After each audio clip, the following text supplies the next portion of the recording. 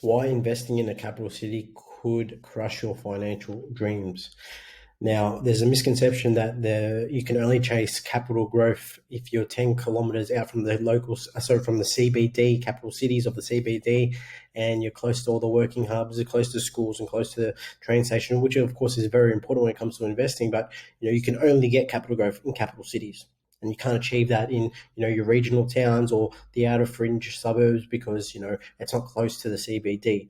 Now we hear this misconception from our family, friends, and people that we meet maybe at the barbecues and whatever it may be, and I wanted to break this myth, and I wanted to educate people where when it comes to property investing, you've got to tailor your strategy to your personal situation.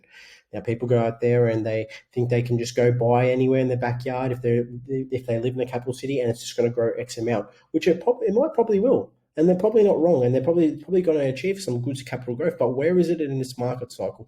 How much is the medium house price or the house that you're looking for? How is it going to, help you achieve your financial goals? Is it going to get you stuck? Are you going to be at the maximum of your borrowing capacity? And what's that look like moving in the future? Are you going to be able to purchase another investment property in the next 1 to 2 years? And if not, and that's going to hold you back for several years because you've maxed out all that property is financially not paying itself, and you're having to contribute to it, and it's costing you, and it's financially costing you because you're having to make those repayments. Even if that property goes up 30%, but it's costing you $10 or $20 or $30,000 because you're over leveraged yourself. What's that look like? Is that going to help you get into the next property? And this is something where we've got to actually look at things from a long perspective, putting a plan in place tailored to your personal situation. Now, I've got some diagrams here to show you some of the capital cities that perform quite well all over Australia. Now, it's a very big country, Australia, like we know, but I want to point out some great locations, all over. So let's have a look. We've got Brunswick, Victoria, about 9 kilometers out or 8 kilometers out from the CBD of Melbourne. It's got a $1.4 million medium house price. Now, we're just talking houses here. We're not talking apartments or units or anything like that. It's grown nearly 20% in 12 months. Maverickville in New South Wales, it's got a medium house price of 1.6. And it's grown over 10%. That's a lot of money when you're starting to hit over the $1 million price range, and that's a lot of equity. But like I said, if you're maxed out, you're borrowed to the max, to your threshold, and you can't borrow anymore, and you'll purchase these properties. Now, how are you going to get that equity out if the property is still costing you tens of thousands of dollars each and every single month and year? The bank's not going to give you that money. So this is understanding, your personal situation. Now, let's go to Sandy Bay in Tassie, a 1.2 medium house price. Now, this is the medium house price. So this is the middle price. It grew 35%, which is phenomenal.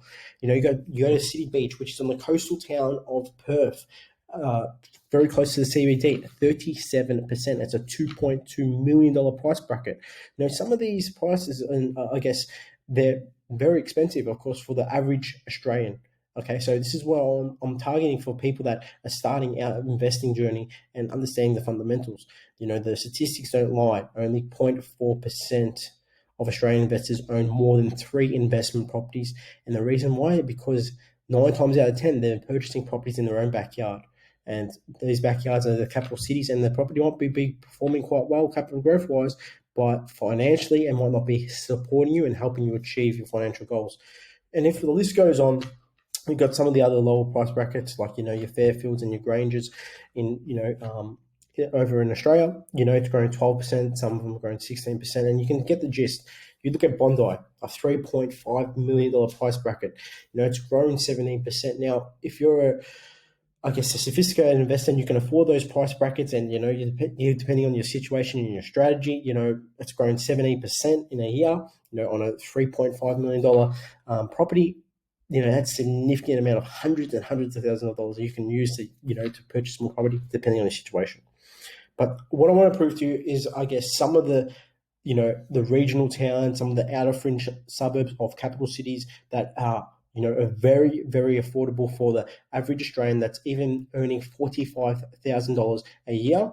That can, they've got a borrowing capacity of maybe $400,000 that can get into a market, and some of these markets are producing amazing capital growth, better than some of these capital cities, and they're producing amazing rental yields, which are helping you financially because they're putting money in your pocket.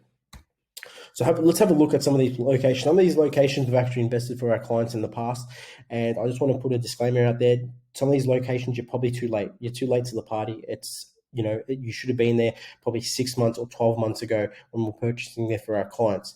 Now, when it comes to property fundamentals, the first 5 years, there's a boom phase. So I just want to quickly put this out. There's a boom phase.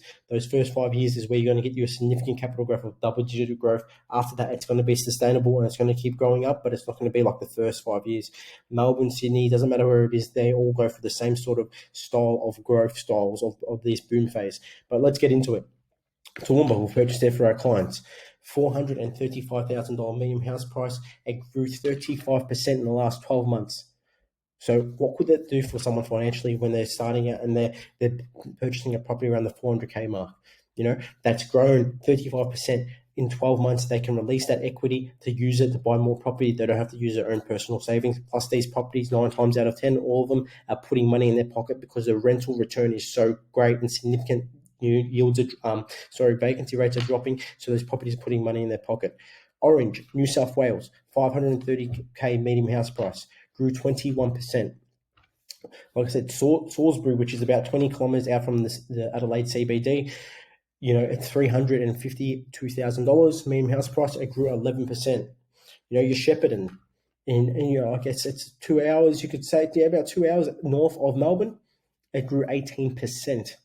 Okay, North Albury, on the border of Wodonga and Albury, of New South Wales, there next to the Murray. Its median house price of $300,000 grew 26%. As you can see, some of these places, are very, very affordable for the average Australian. If you've got a 45K income per year, you're making 45K per year, you're probably going to get a borrowing capacity maybe of the 400K mark. Some of these markets are very affordable for the average Australian. Look at Burnie, just over 350,000, grew 17%.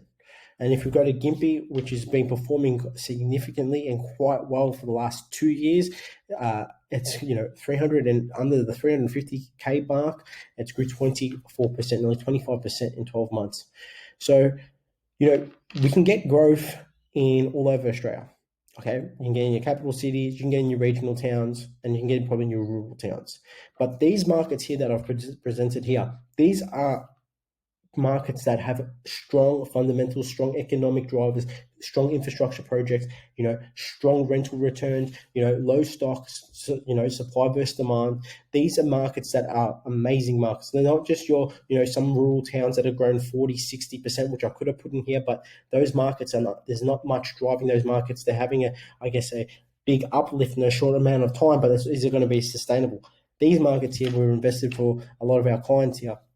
They're going to be sustainable for a long time because like the fundamentals that we use, that we're looking at a whole bunch of things. There's a big jigsaw puzzle. But the moral of this video is to understand that you can get your capital growth in regional towns, outskirts, fringe suburbs from the CBDs, that are close 20 kilometers or maybe 15 kilometers from the CBD, are very affordable markets as well that are producing significant capital growth and that will help the average Australian, even the sophisticated Australian investor, to help them propel themselves into the next purchase after purchase after purchase, because these properties will help them financially. But not just that, you're not maxing, depending on your situation, how you strategize, you're not maxing out your borrowing capacity. If you buy 2 or 3 of these properties instead of getting $1 million asset or a $1.5 million asset, and you bought, say, 3 of these properties and they produced, let's say from a 15% to 35% of capital growth each property, financially, what that can do, that can propel you into probably,